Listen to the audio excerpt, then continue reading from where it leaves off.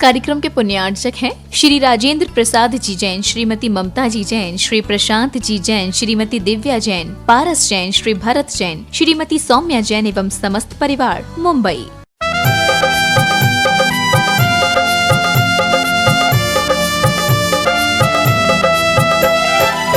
जिन शासन के नवाचार्य हैं, पूजे जिन्हें जग सारा है।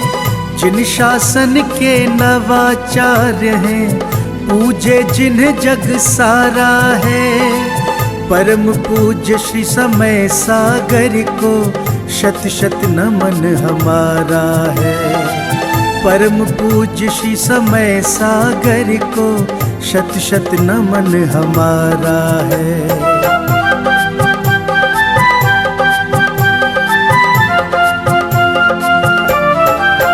गुरुवर के पावन श्री मुख से जब अमृत की धार झरे, मंत्र मुग्ध हो जाए प्राणी, जीवन का कल्याण करे।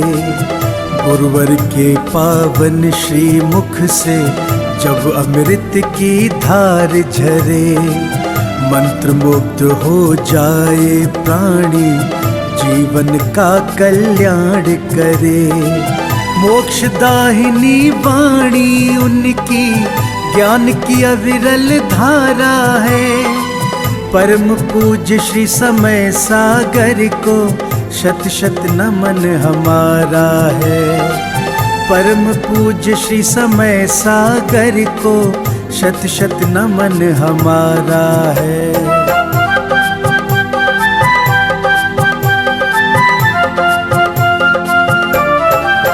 परम तपस्वी दिव्य ओजस्वी, धर्म ज्ञान के भंडारी, काया जिनवर के समरूपी, भक्तन के हैं भवतारी। परम तपस्वी दिव्य ओजस्वी, धर्म ज्ञान के भंडारी, काया जिनवर के समरूपी, भक्तन के हैं भवतारी। दिव्य दिगंबर रूप गुरु का लगता बड़ा ही प्यारा है। परम पूज्य श्री समय सागर को शत शत नमन हमारा है। परम पूज्य श्री समय सागर को शत शत नमन हमारा है।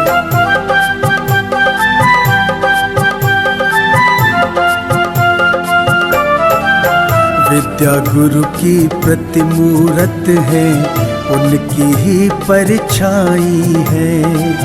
वही ज्ञान वाणी और करुणा, दिव्यता वही समाई है। विद्या गुरु की प्रतिमूरत है, उनकी ही परछाई है। वही ज्ञान वाणी और करुणा, दिव्यता वही समाई है। जिन वाणी चैनल करे भाव से, नित गुणगान तुम्हारा है। परम पूज्य श्री समय सागर को शत शत नमन हमारा है। परम पूज्य श्री समय सागर को शत शत नमन हमारा है।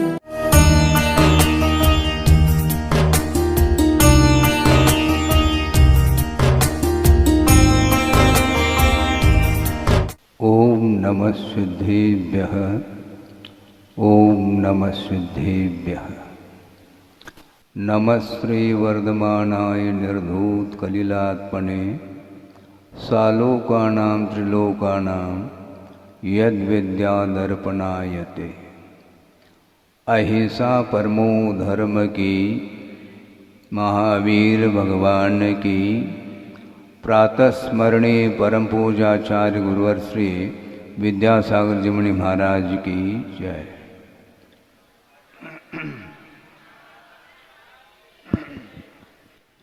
आचार्य संघ की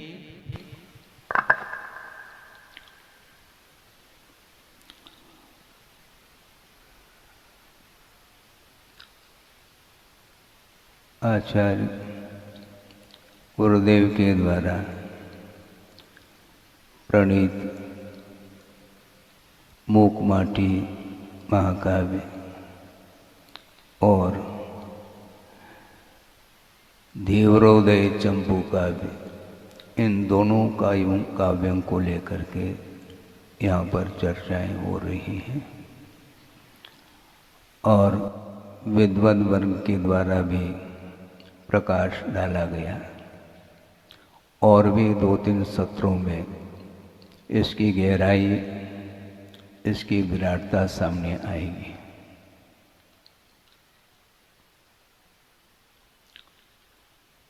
साहित्य के क्षेत्र में कुछ बोलना आसान नहीं, इसलिए कह रहा हूँ।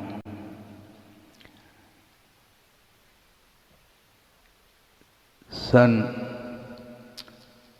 75 की बात है,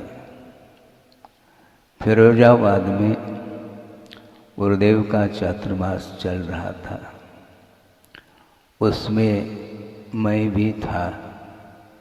केवल 3-4 ब्रह्मचारी लोग थे और मैं भी ब्रह्मचारी के रूप में ही था।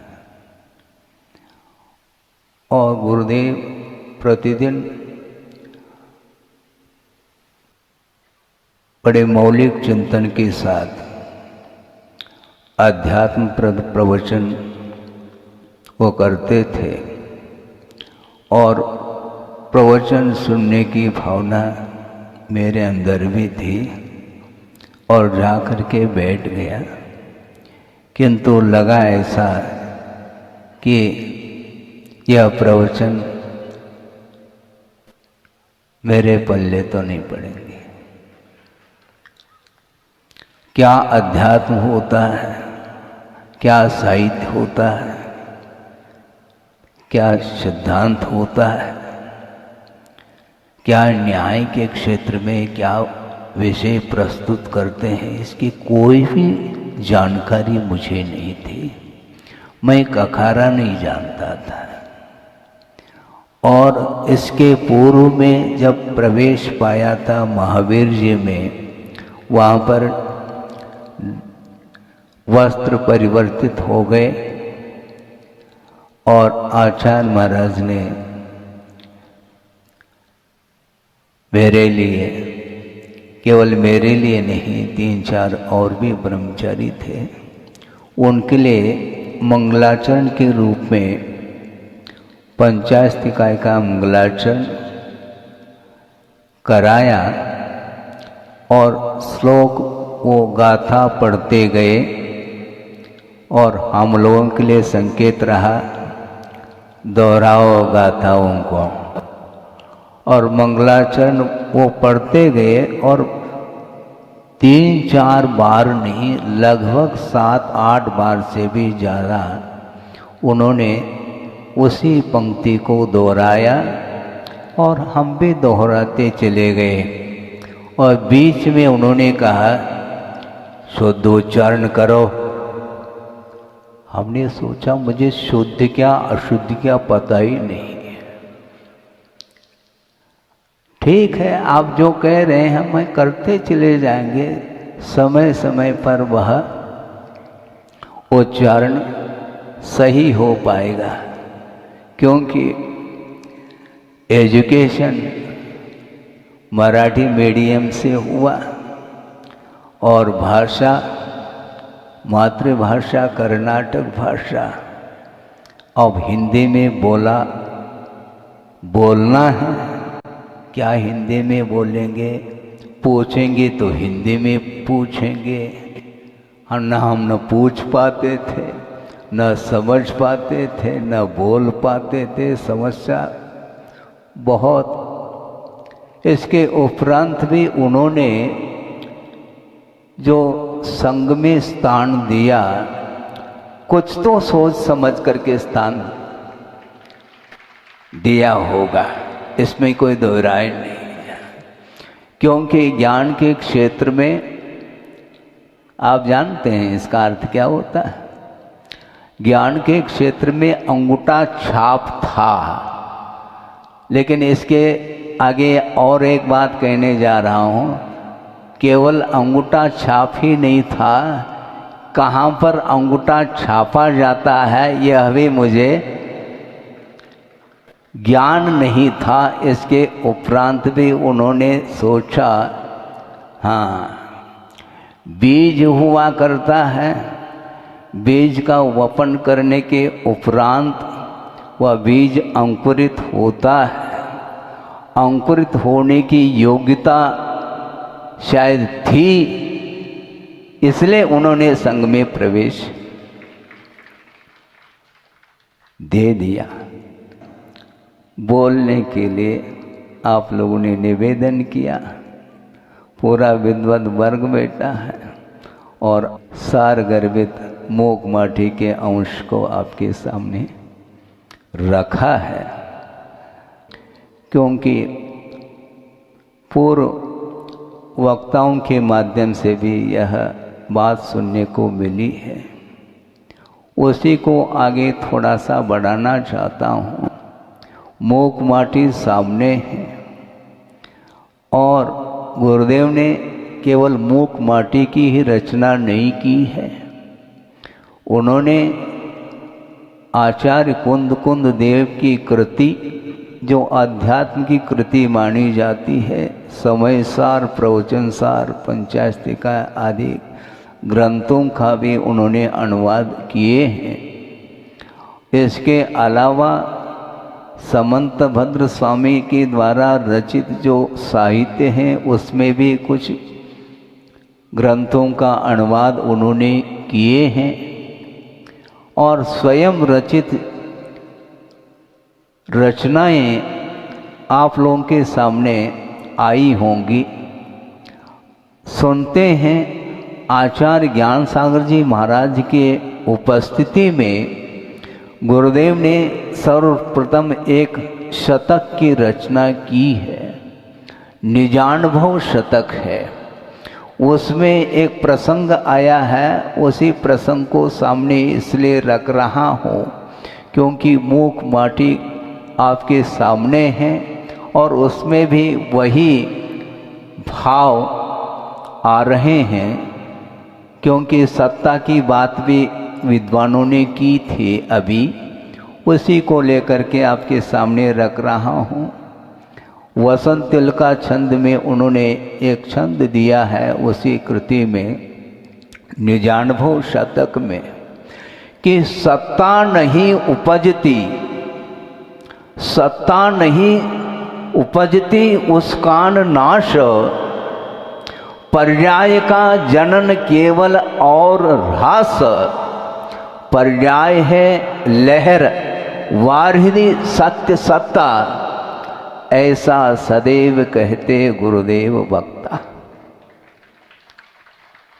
सोचो, विचार करो, वस्तु का स्वरूप क्या है, द्रव्य का क्या स्वभाव है, उसको दर्शाया है गुरुवर ने कि सत्ता अर्थात जो वस्तु कभी भी विनाश को प्राप्त नहीं होती, और विनाश को यदि प्राप्त होती है वही वस्तु तो अवस्था के अपेक्षा से वह विनाश को प्राप्त हो सकती है।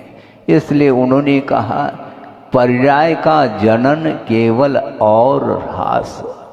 पर्याय का अर्थ वस्तु की जो अवस्था विशेष है उसका जनन अर्थात उत्पाद होता है, व्यय अर्थात विनाश होता है, और पर्याय है लहर वारिधि सत्य सत्ता। सरोवर है और उस सरोवर में लहरें उत्पन्न होती हैं, मिटती हैं, उत्पन्न होती हैं, मिटती हैं, वे विनाशशील हुआ करती हैं, किंतु सरोवर हमेशा नित्य बना रहता, अविनश्वर रहता। उसी प्रकार वस्तु की स्थिति है। इसलिए हमें गुरुदेव ने एक चिंतन दिया था प्रवचन के दौरान, उसको आपके सामने रख करके 2 मिनट में इस विषय को पूर्ण कर लूं कि 2 तरह से वस्तु का चिंतन करना चाहिए। एक तो द्रव्य दृष्टि से चिंतन हमेशा करना चाहिए, द्रव्य दृष्टि से चिंतन करने से भीति समाप्त होती है। आप ध्यान दें, वस्तु का चिंतन जब द्रव्य दृष्टि से करते हैं तो भीति समाप्त इसलिए होती है क्योंकि वस्तु अविनश्वर तत्व है। और पर्याय की दृष्टि से चिंतन करते हैं तो वैराग्य उत्पन्न हो जाता है। हमें वैराग्य प्राप्त करना है। संसार की दशा को सामने रख करके चिंतन करते हैं तो प्रत्येक जीव प्रति समय विनाश को प्राप्त हो रही है। पर्याय की विवक्षा से कोई भी संसार में स्थायी नहीं है। प्रतिपल वह वस्तु का परिणाम चल रहा है। इसलिए जगत का चिंतन करो और शरीर के स्वभाव के बारे में चिंतन करने से दो तत्व सामने आते हैं। एक सम्यक उत्पन्न होता है और वैराग्य उत्पन्न होता है। इसलिए हमें वैराग्य उत्पन्न हो। बार बार मैं गुरु को स्मरण में लाता हूँ कि नैनागिरी की बात है, शायद 78 की बात हो सकती है, क्योंकि 3 चातुर्मास उन्होंने नैनागिरी में किए। उस समय उन्होंने कुंद कुंद की कृति एक अष्टपाउड ग्रंथ है, उसका अनुवाद वो करते थे उस समय। और संघ के लिए स्वाध्याय भी कराना, प्रवचन भी देना, और कोई भी व्यक्ति आ जाए उनके लिए भी समय दे करके अपनी साधना में रत रहते थे। और आचार्य भक्ति के उपरांत थोड़ा सा समय रह जाता है, 10-15 मिनट का, उतने में ही प्रकाश में 5-6 श्लोक गाथाओं को देखते और किताब को बंद करके सामयिक में बैठ जाते हैं और सुबह सुबह उसका अनुवाद सामने आ जाता है। 5-6 गाथाओं को, प्राकृत गाथाओं को पढ़ करके स्मरण में कब रखा और उसका अनुवाद उन्होंने किया। केवल शब्दानुवाद नहीं, मात्र भावानुवाद नहीं, किंतु शब्दानुवाद के साथ भावानुवाद सबको चिंतन में लाते हुए प्रातः काल वो अपने, समझ रहे हैं आप, वो 5-6 गाथाओं को, प्राकृत गाथाओं को स्मरण में कैसा रखा और बिल्कुल एक एक अक्षर से उसका अनुवाद उन्होंने हिंदी में रूपांतरित करके कैसा स्मरण में रखा और प्रातः उठते ही उसको शब्द रूप दे रहे हैं। इतना शोभशम, और हम लोगों के पास भी शोभशम है, बिठा देते हैं, बोलो महाराज, हम क्या बोलेंगे, आपको बोलना है, मुझे कुछ भी नहीं बोलना, क्योंकि गुरुदेव ने बहुत समझाया है। 40-45 साल उनके चरणों में रह करके जो अनुभव में आया है, जो उन्होंने ज्ञान दिया है, कहाँ तक उसको हम ग्रहण कर पाए वही जानते हैं, मैं जानता हूँ। और उनका यही कहना है कि शब्द तो शब्द है, शब्द में अनंत अर्थ गर्भित होता है। आचार्यों ने जो लिखा है, आगम की रचना की है, पूर्वाचार्यों ने सूत्रों की रचना की है, एक एक सूत्र में अनंत अर्थ गर्भित हुआ करता है। वहाँ तक पहुँचना बहुत कठिन है बंधुओं, किंतु सूत्र का जो गहराई है, उसकी जो विराटता है, वहाँ तक पहुँचना बहुत मुश्किल है। किंतु आचार्य कहते हैं जितना समझ में आता है उतना समझो, ज़्यादा समझाने के चक्कर में नहीं रहो, क्योंकि समझाते समझाते युग बीत गया, बात समझ में नहीं आती है। चर्चाएं बहुत लंबी चौड़ी हो सकती हैं, होती हैं। इसके उपरांत भी आत्मसात करने के लिए जो अवसर मिला है उसको हमें खोना नहीं। चार पंक्ति हम पढ़ नहीं पाते, अर्थ समझ नहीं पाते, अर्थ आ भी जाए तो भाव तक पहुंचना, क्योंकि आगम ग्रंथों में 2-3 चीजें दी हैं जो गुरुदेव बार बार हम लोगों को सावधान करते थे स्वाध्याय के दौरान। एक शब्द प्रत्यय हुआ करता है, एक अर्थ प्रत्यय हुआ करता है और एक ज्ञान प्रत्यय अथवा भाव प्रत्यय हुआ करता है। शब्द अर्थ तक पहुंचने के लिए एक माध्यम है और अर्थ तक पहुंचने के उपरांत ज्ञान प्रत्यय की ओर यदि दृष्टि नहीं जाती है, भाव भाषण नहीं होता है, उस सूत्र को हम आत्मसात नहीं करते हैं, अपने जीवन में नहीं उतारते हैं, तो ऐसी स्थिति में शब्द तो शब्द रह जाते हैं। इसलिए शब्द का अर्थ क्या है और अर्थ का अर्थ समझ करके हम भाव तक पहुंचेंगे तो अपने जीवन में वह आनंद का अनुभव हो सकता है। आगम अताः है, उस श्रुत का कोई अंत नहीं है और काल थोड़ा है, जैसे बोलने के लिए भी काल थोड़ा मिला हुआ है, उसी प्रकार आज वर्तमान में जो जीवन हम जी रहे हैं, सागरोपम आयु है नहीं। 50, 60, 70 साल के भीतर जीवन अवसान को प्राप्त हो जाता है। तो ऐसी स्थिति में अपने लिए करना क्या है? मूक माटी क्या कह रही है, सोचो समझो। और मध्याह्न में और कुछ भी आप लोग सामने रखेंगे विषय को, उसको भी हमें सुनना है। किंतु गुरुदेव ने जो कहा है उतना हमें आत्मसात करने के लिए अवसर मिल जाए तो मूक माटी सुनने की, पढ़ने की सार्थकता सिद्ध हो सकती है। इसलिए सत्ता कभी उपजती नहीं, ना मिटती है, किंतु पर्याय ही उत्पन्न होता है और पर्याय ही मिटती है। इस प्रकार अनंत अतीत काल में अनंत बार जन्म हुआ और मरण को प्राप्त किया। इसके उपरांत भी पंडित मरण की प्रतीक्षा में हम हैं, क्योंकि निरंतर उत्पन्न होना मरना यह कर्म के अधीन जीवन चल रहा है। आयु कर्म के आश्रित हमारा जीवन चल रहा है, किंतु कर्मातीत जीवन जीने की प्रतीक्षा हम करते हैं और साधना के बल पर ही। क्योंकि मूक माटी क्या कह रही, सोचो विचार करो। कुंभकार और वह माटी के पास समर्पण भाव है, तभी कुंभकार उसको कुंभ का रूप दे सकता है। वहां पर तप करने की आवश्यकता, मात्र बातें करने से कुंभ का निर्माण संभव नहीं है। और कुंभकार उस माटी को ले करके पहले क्या करता है, वो छान लेता है, फिर बाद में कंकर पत्थर अलग करके वह मुलायम मिट्टी को उसमें क्या डालता है? पानी।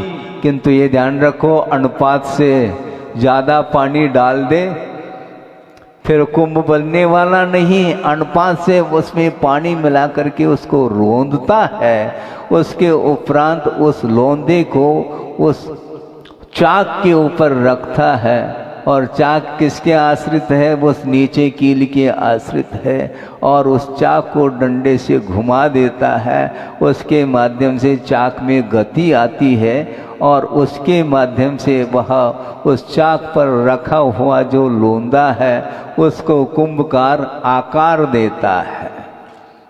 ये सारा कार्य कौन कर रहा है?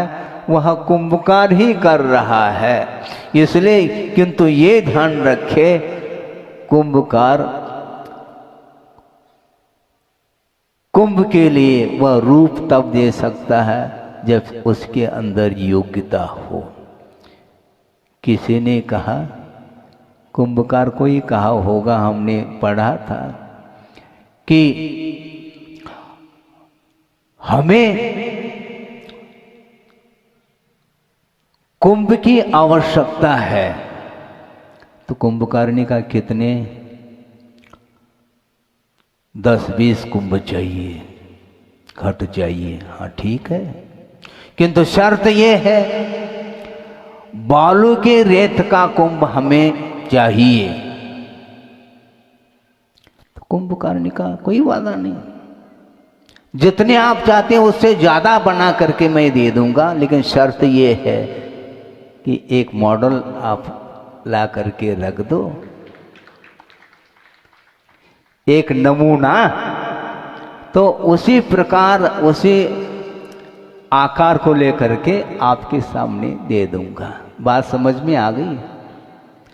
बालू रेत का घड़ा घट कभी भी बन नहीं सकता, मिट्टी से ही घट का निर्माण होता है। इससे स्पष्ट है उस मिट्टी में योग्यता है घट रूप परिणमन करने की, और जिसके अंदर योग्यता नहीं है तो कई कुंभकार आ जाए तो घट का निर्माण संभव नहीं है। इसलिए निमित्त और उपादान ये दोनों आवश्यक हैं किसी भी कार्य के लिए, चाहे वह लौकिक कार्य हो चाहे परमार्थ संबंधी कार्य हो। निमित्त और उपादान के माध्यम से ही कार्य संपादित होता है।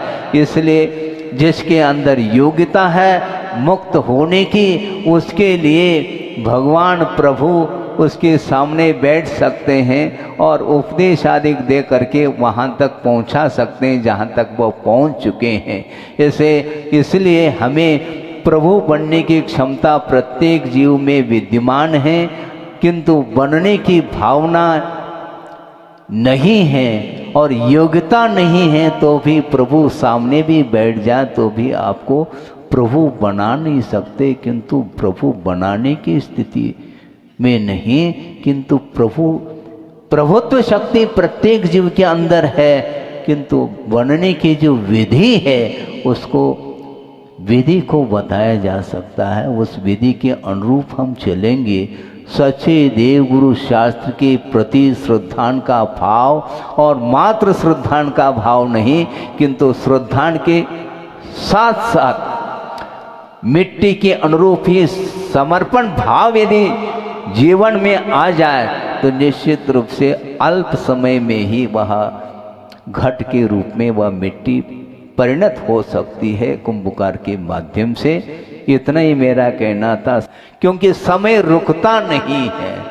समय का अर्थ काल भी होता है, समय का अर्थ और बहुत सारे आगम भी होता है, समय का अर्थ आत्मा भी होती है, बहुत सारे अर्थ हैं, किंतु काल कभी भी रुकता नहीं है, क्योंकि परिणमन निरंतर होता रहता है और निरंतर वस्तु के परिणमन में काल द्रव्य सहायक है। इसलिए समय रहते हुए, समय पर दिन अस्त होने के पहले पहले जिस प्रकार प्रकाश में कुछ कार्य किए जा सकते हैं, करते हैं, उसी प्रकार जीवन अंत होने के पहले पहले आगम के आधार से, शास्त्र के आधार से और गुरुओं के शरण में आकर के उनके वचनों को आत्मसात करते हुए यदि हम जीवन को आगे बढ़ाएंगे तो निश्चित रूप से प्रभु बनने की क्षमता जिसके अंदर है वह प्रभु बन सकता है। बने इस पवित्र भावना के साथ। अहिंसा परमो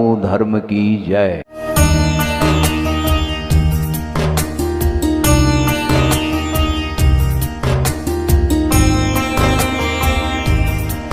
परम पूज्य संत शिरोमणि आचार्य श्री विद्यासागर जी महाराज भारतीय श्रमण संस्कृति के एक ऐसे महान साधक थे जिनके ज्ञान, ध्यान और तप की चर्चा युगों युगों तक सारे विश्व में होती रहेगी। किसी ने उन्हें चलता फिरता तीर्थ कहा तो किसी ने तीर्थंकर, पर सच में तो वे चारित्र, ज्ञान, तप और वात्सल्यता में ऐसे श्रेष्ठ संत थे जिन्होंने भारतीय संस्कृति के संरक्षण और संवर्धन के साथ साथ सदैव सामाजिक समरसता का पक्ष लिया और अपने प्रभाव और प्रताप से जैन ही नहीं बल्कि विभिन्न धर्मों को मानने वाले लाखों करोड़ों लोगों के दिलों में अपना स्थान बना लिया। किंतु आज जब आचार्य भगवान देह रूप में हमारे साथ नहीं हैं, लेकिन उनके जैसे ही कठोर तपश्चर्या एवं प्रबल अनुशासन से पल्लवित संस्कारों की झलक देखने को मिलती है, उनके प्रथम आज्ञानुवर्ती शिष्य परम पूज्य नवाचार्य श्री 108 समय सागर जी महाराज में,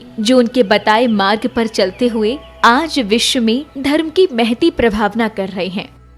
आइए देखते हैं संत शिरोमणि आचार्य श्री 108 विद्यासागर जी महाराज के जन्म के 12 वर्ष बाद उन्हीं पुण्यवान माता के गर्भ से शरद पूर्णिमा के ही पावन पर्व पर जन्मे परम पूज्य नवाचार्य श्री 108 समय सागर जी महाराज की संयम पूर्ण जीवन यात्रा।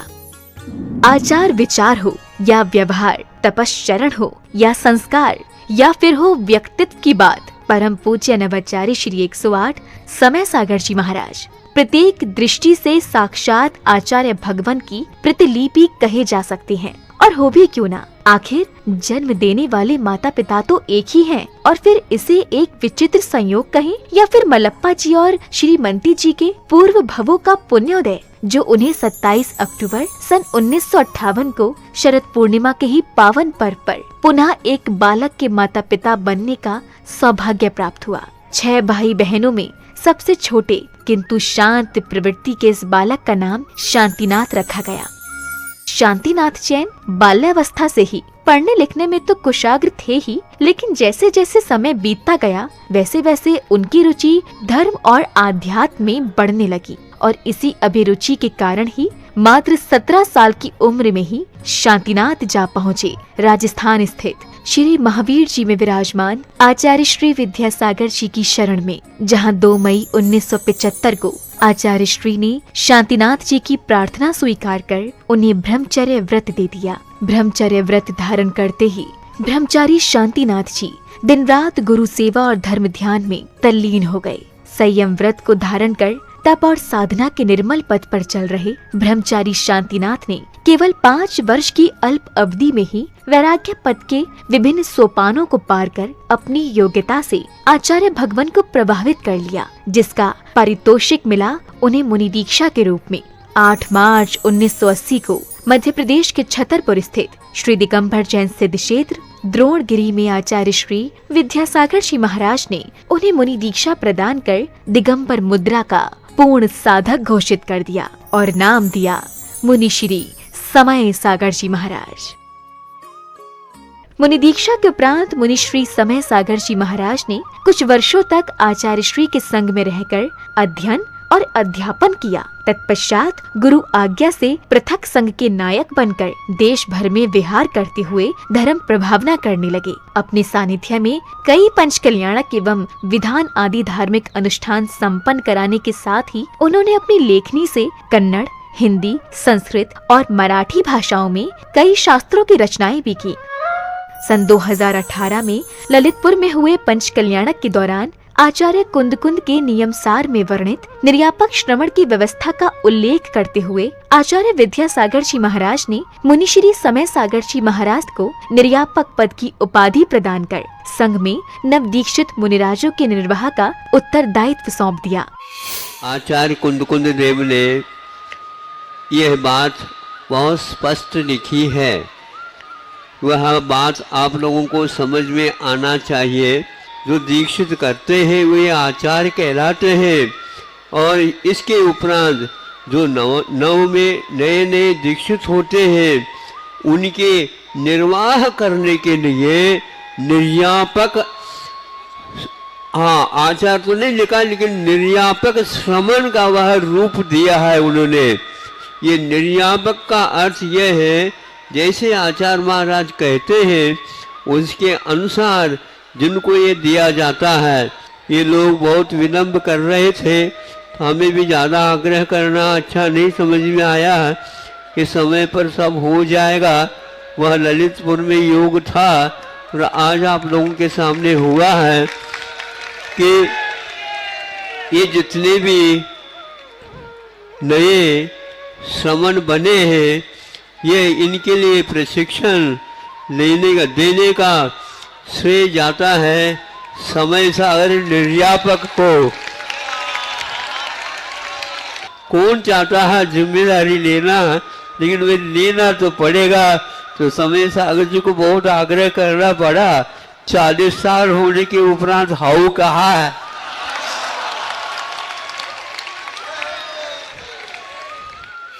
समय अपनी गति से चलता रहा। छत्तीसगढ़ के डोंगरगढ़ स्थित चंद्रगिरी तीर्थ में विराजमान आचार्य श्री विद्यासागर जी महाराज ने 6 फरवरी के ही दिन आचार्य पद के लिए निर्यापक श्रमण मुनि श्री समय सागर जी महाराज को चुन लिया एवं अपनी समाधि से 3 दिन पूर्व 15 फरवरी 2024 को आचार्य पद का त्याग कर पूर्ण संलेखना की ओर अग्रसर हो गए। आचार्य भगवान की आज्ञा अनुसार निर्यापक श्रमण मुनिश्री समय सागर जी महाराज ने 16 अप्रैल 2024 को दमोह के कुंडलपुर में समस्त आचार्य संघ एवं देश भर के जैन समाज की उपस्थिति में पूज्य गुरुदेव के उत्तरदायित्वों के निर्वहन के लिए आचार्य पद स्वीकार कर लिया। पूज्य नवाचार्य समय सागर जी महाराज की। अंततः ये कहा जा सकता है कि आज का दिन केवल एक पर्व ही नहीं बल्कि स्वर्णिम अक्षरों से लिखित एक ऐसा अध्याय है जो विश्व के धार्मिक इतिहास में सदा ही अमर रहेगा। ये मात्र एक संयोग नहीं बल्कि पूरे समाज का पुण्य है जब एक ही दिन जन्मे गृहस्थ जीवन के 2 भाइयों ने गुरु शिष्य के रूप में परिवर्तित होकर धर्म उत्थान को अपना कर्तव्य माना और इसे परम पूज्य संत शिरोमणि आचार्य श्री 108 विद्यासागर जी की कठोर तपश्चर्या एवं संस्कारों का ही परिणाम कहेंगे, जो आज नवाचार्य श्री समय सागर जी महाराज भी उनकी अक्षुण्ण परंपरा का निर्वहन करते हुए धर्म की प्रभावना कर रहे हैं। आज पूरे विश्व का जैन समाज ये आशा कर रहा है कि परम पूज्य नवाचार्य श्री समय सागर जी महाराज भी संत शिरोमणि आचार्य श्री विद्यासागर जी महाराज के बताए मार्ग पर चलकर उन्हीं की भांति धर्म उत्थान का कार्य करते हुए समाज को एक नई दिशा प्रदान करेंगे। एक बार पुनः धर्म के महान उन्नायक परम पूज्य नवाचार्य श्री समय सागर जी महाराज के चरणों में हमारा त्रैबार नमोस्तु। नमोस्तु भगवन, नमोस्तु भगवन। इस कार्यक्रम के पुण्यार्चक थे श्री राजेंद्र प्रसाद जी जैन, श्रीमती ममता जी जैन, श्री प्रशांत जी जैन, श्रीमती दिव्या जैन, पारस जैन, श्री भरत जैन, श्रीमती सौम्या जैन एवं समस्त परिवार, मुंबई।